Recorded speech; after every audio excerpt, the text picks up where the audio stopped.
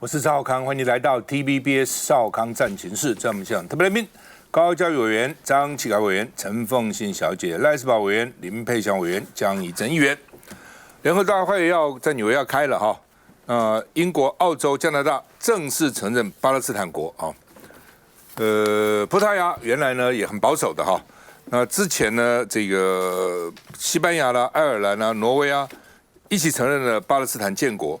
结果呢？那个时候葡萄牙还蛮保守的，没有这次他也下来了，一起支持共同承认巴勒斯坦国。因为22号联合国大会啊马上到了哈。那另外呢，这个以色列又去攻加萨，将近100人死亡啊。以色列将在联合国大会提反对了，当然他一定反对嘛啊。他说建巴勒斯坦国对以色列构成很大的威胁哈，所以以色列一直反对他建国了哈。那另外呢，这个以色列说呢，会继续扩大屯垦区，来约旦河西岸的屯垦。我们这样看这个地图哈，这边是地中海，哇，地中海这个风景也好，气候也好哈。然后这一片是以色列，这一片都是 Israel， 哦，然后加萨走廊在这里。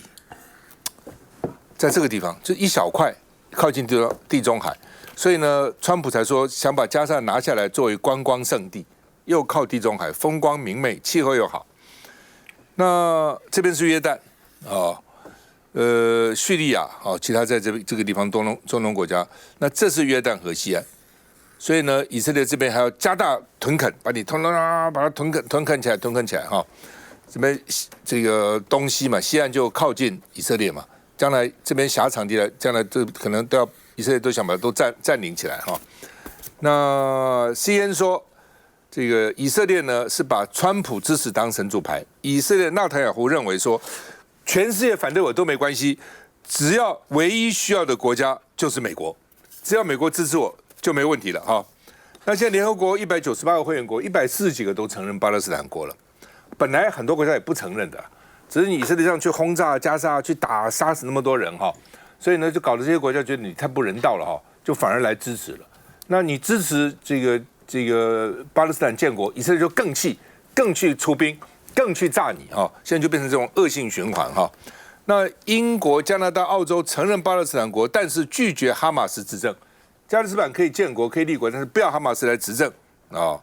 那而且呢，他们英国说，我之所以承认。是因为呢，本来有个2国方案，我们希望呢这2国方案能够实施，现在变成2国方案呢都没实施啊。那我们看法国、英国、澳洲、比利时、安道尔、加拿大、卢森堡、葡萄牙、马耳他、圣马力诺，基本上都支持了，都这个承认了啊。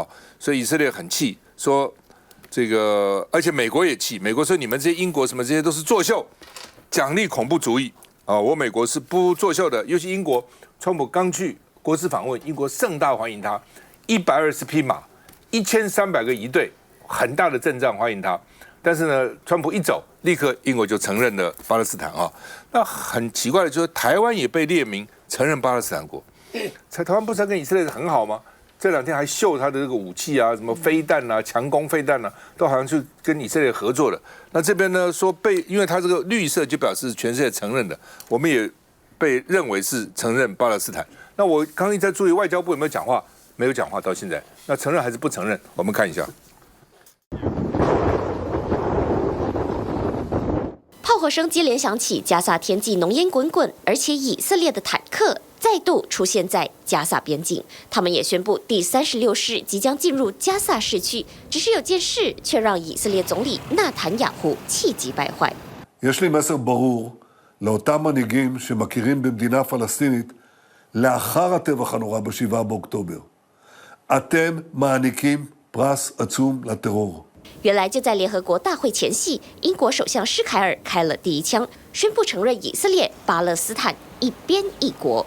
To recognize Palestinian statehood. This solution is not a reward for Hamas because it means Hamas can have no future.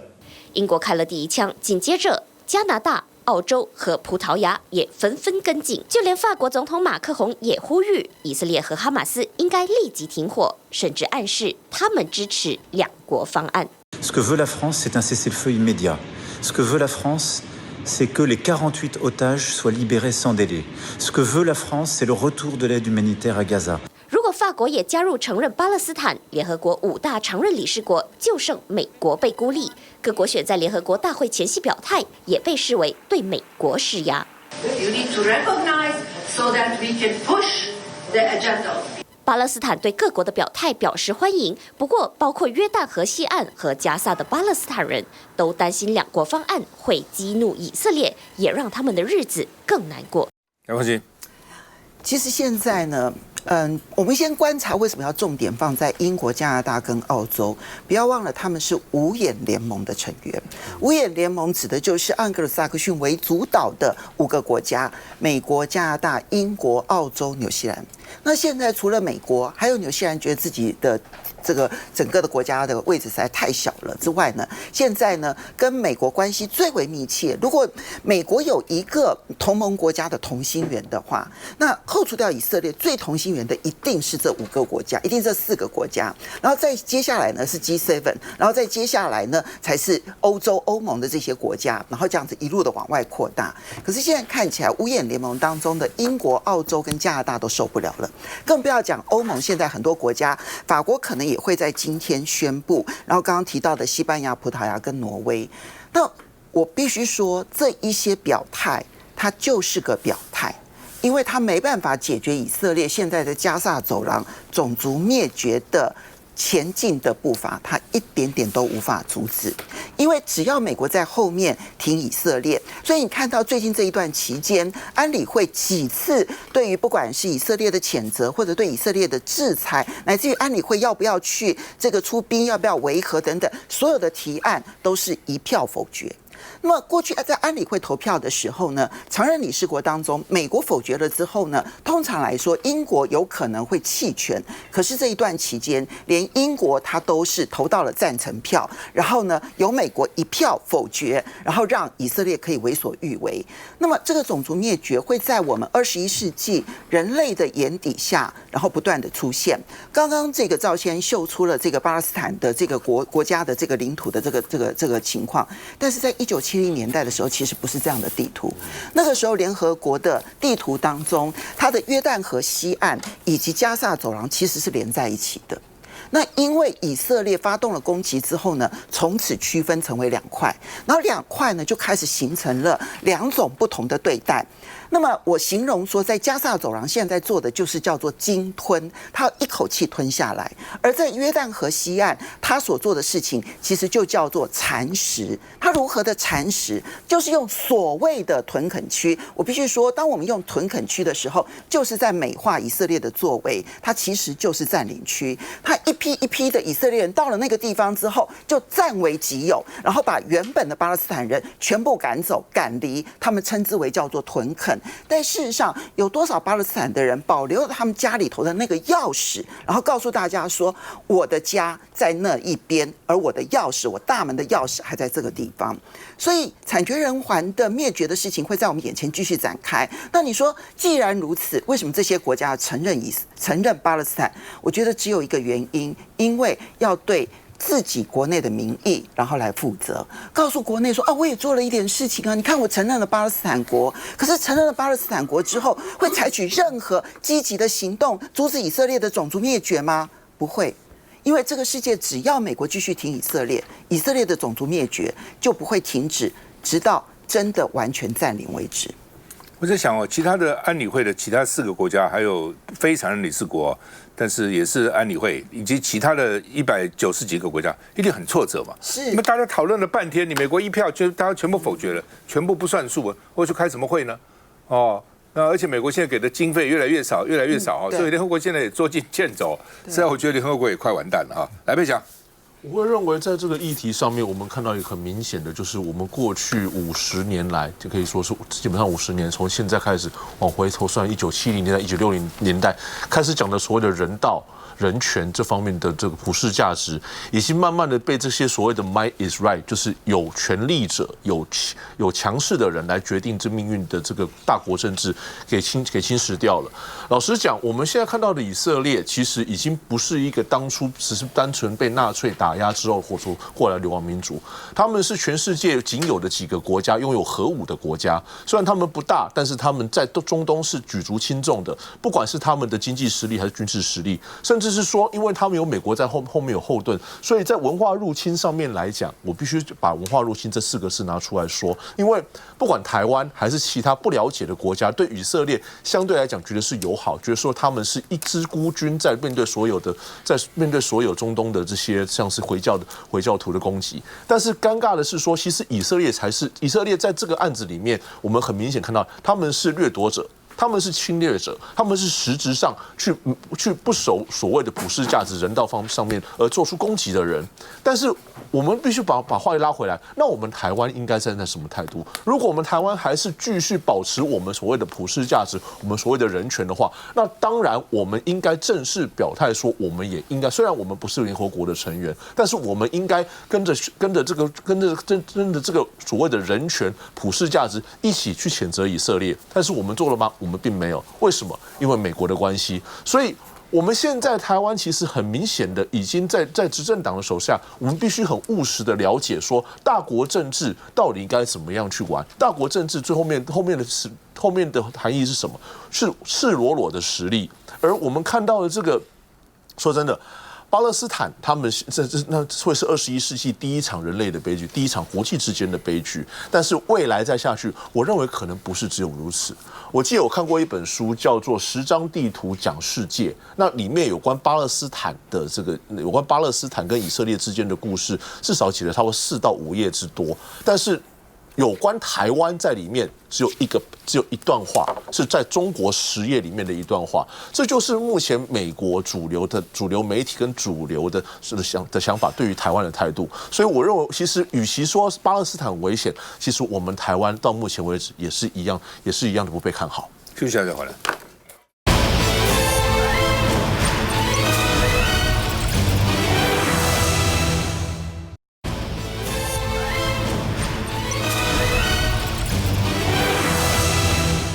好，那么白宫说呢 ，TikTok 这个交易案呢，包含演算法，啊，有没有包含演算法蛮重要的啊，那才是核心嘛，哈，他们说是包含的啊，而且呢，将来会有7个董事呢，这个中国只占1个啊，而且会符合中国的法律啊。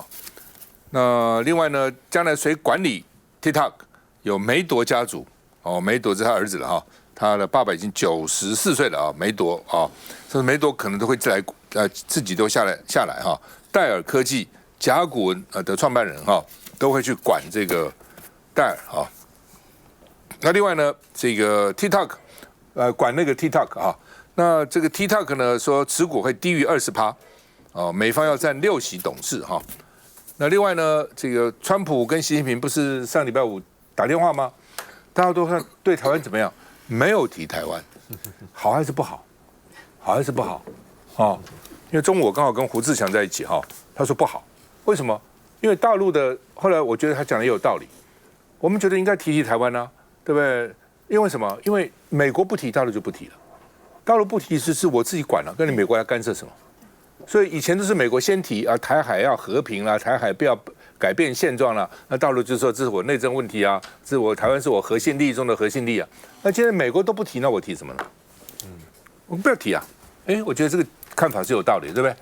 美国提我才提嘛，美国提我告诉你不要管哦，那是我的内政哦，那是我核心利益的核心利益哦。那你既然不提，我就不提了，哦，所以不提对台湾不见得。我们本来以为说至少提台湾嘛，表示美国关切嘛。美国提都没提啊，那你现在没提，大陆也不提啊。那另外呢，这个美国还没有宣布要卖我们什么武器呢？我们军购特别预算，什么韧性啊，加强韧性啊，超过1兆，所以那个钱是超过1兆的哦。虽然我们说1兆，但我的了解会远远超过1兆，那只是告诉你1兆，但这后面还有很多哈。说预算已经送到行政院去了哈。那另外呢，这个说。川普不是本来是要给我们4亿美金的什么，不管是借款啊，不管是送啊，那对台湾就有些很多很重要的一些武器要给我们了。那川普把它停了，说停了因为什么？因为川习要会，至少他们那天通电话是说，这个在10月在韩国他们会在场边举行会议，然后明年年初川普回到大陆去，啊。那习近平也答应到美国去啊，说呢，可能是所谓新现实，就是美国对武器方面对台湾没有像以前那么积极的援助了啊。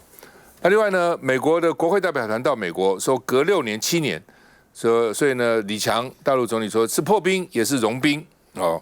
那他们是由民主党的这个首席众议员 Smith 带团，中间也有共和党的议员啊。李强说，这个美国国会要正确看待中国跟中美关系啊，而且希望呢，这个美国跟北军呢两军要加强对话哈，他们也希望军事有对话了哈，而且他们也认为说不应该长达7年或6年之久啊，所以呢应该多交流啊等等。换句话说，就算你再仇视、再敌视、再竞争、再这个彼此再不爽，沟通还是要。等联合邦那个调查也看得出来，台湾人也觉得要沟通，总要沟通，你不沟通，老死不相往来，那是搞什么呢？我们看一下，我们没有时间等待，只能积极行动。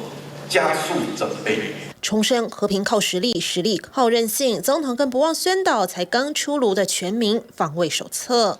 我们告诉大家，倘若台湾遭受军事侵略，任何有关国家战败或政府宣布投降的讯息，都是假讯息。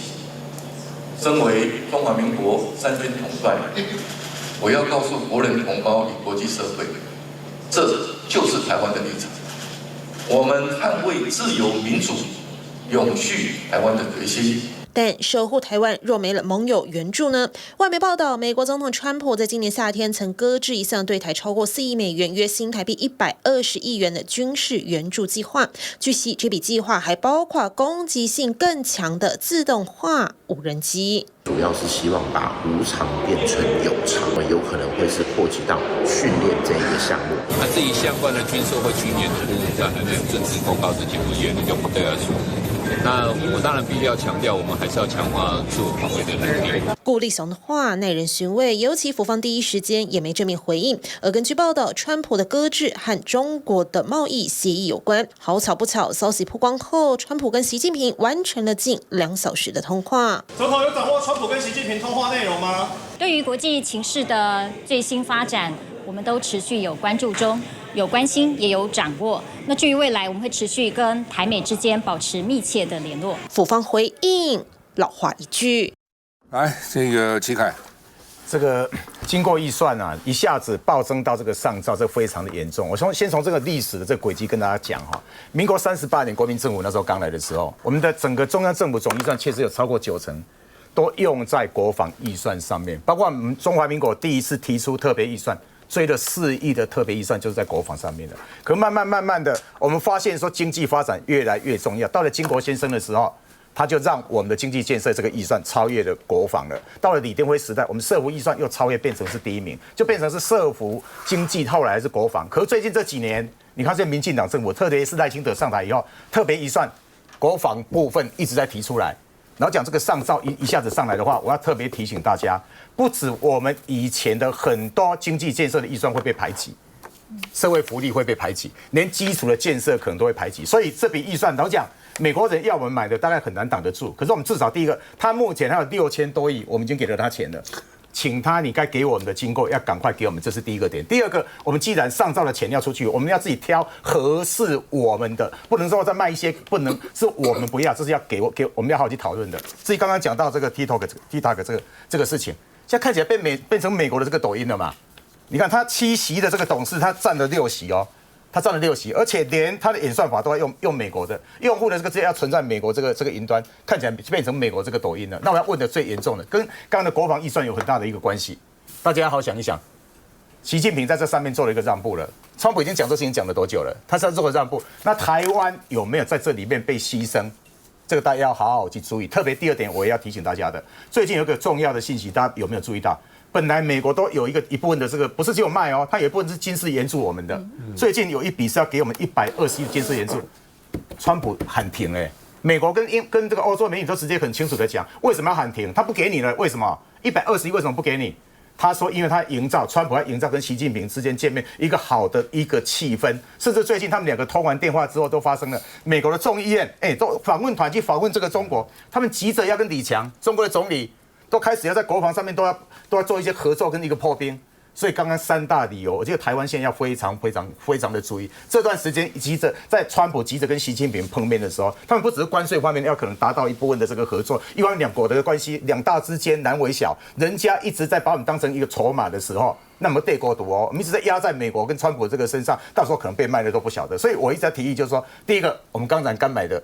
我们的军事跟国防自主，我们是要做的，我们一定要保护自己啦。可能不能一下子用这么多钱？这个我们要讨论，要买在自己要的。第二个，我们要加强对大陆那边两岸的，不要只有完全这是断绝的，我们要多一些交流，多一些和平。只有当一个比较等边的这个距离的时候，跟中国大陆也很好，跟美国也很好，甚至他直接说美国跟我们对我很重要，对美国好一点点啊，可是对中国大陆是和平的，这样对台湾才会是最有利的。还是保障。那这我提到哈，这个我们来看，这个外面一直有一个讲法。台湾跟美国的关税到现在没有搞定，为什么？你可以看我们的农业团，我们的农业部长带团去买了100亿美金，啊，然后呢，该投资该给的都给了，但是为什么没有 final？ 为什么没有 finalize？ 我们那时候一开始前面几个国家里面，我们就跟他谈，好高兴哦，前4到现在前4还前5，对不对？前4，然后到现在为止没有 final， 为什么？大家都在讲，外面所有的分析师都在讲，因为在等川西，在等中美谈的结果以后，才轮到我们。可见得川普在美中台部里面，台湾放在最后面了。老实说，他不是那么在意。现在来讲就清楚了，你可以看到哦，大陆对于美国来讲，它 TikTok 是大幅让步的，但是在之前，原来是川普说要关掉。几月份要关，几月份要关，几月份要关，后来通通不关，为什么？他要吃掉啊，他要吃掉。那现在看起来大陆用这个来钓你，说好我让你吃，可是台湾问题，对不起，我要。所以你可以看，没有讲台湾问题，没有讲台湾问题。那么另外一个我要提一个东西，军演120亿金额不大，可是象征意义非常非常大。他的意思是我不再援助你了，你要就是来买，而且最恶劣的是什么？它叫做什么？它叫军售，它不叫商售，它不叫商售就不能列入我们的贸易逆差里面了。贸易顺差，我咨询过国防部，就讲说，差不多90%以上通都是军售，它不要被你商售，商售就列在这个贸易逆差里面了。所以这来讲的话，我就咨询过院长，我说你们要去谈，一定要去跟他谈说，我要把买武器的当作商售，这样子的话，我可以列入我的贸易顺差，我贸易顺差会减少，因为我跟你买很多的武器嘛。那么最后一点，它的特别预算要高达1兆，请问这是这个有史以来最高的。第二个，它的一个程序正义是不对的，因为以前一定是美国答应你要卖你什么，美国答应你要卖你什么，你才列出一个列出是特别预算，我就记得很清楚，那时候的 F-16V。2500亿是美国先答应了，我们在编。现在美国有答应吗？什么都没有答应。美国还有200亿美金的武器，我们钱交了哦。沈机长都说了，我们钱交了，到现在货还没有出啊，货都没有出，他还欠我们的货。然后呢，现在也没有批准说要卖你什么，一口气要编1兆。各位，1兆是什么概念呢？1兆就是中央政府总预算的1/3。那这个特别预算好，那特别预算是1兆，那就代表是。我们的 GDP 多少？1/24，大概将近4%吧，啊，3%多。那国防预算已经3.3了，那特别预算有没有包括在这里面？如果没有的话，就3.3加3点多，那加起来就6点多了。所以我们的国防预算变成是会6点多。如果你把特别预算加进来，那现在是没有加哦，在没有加里面就原来就编了，要买美国的武器是要买1000多亿，大概1900左右。好，1000多亿，现在要另外编一个特别预算，到底有没有包括那1900？这里面来讲，你就发现到问题非常的多，一切就是台美关系。最后一点，我要提到今天《联合报》的一个民调，63%的老百姓是不满意赖清德的两岸政策，而且大家倾向于不亲美、不亲日，不相信美国派兵的历史新高49%。休息一下再回来。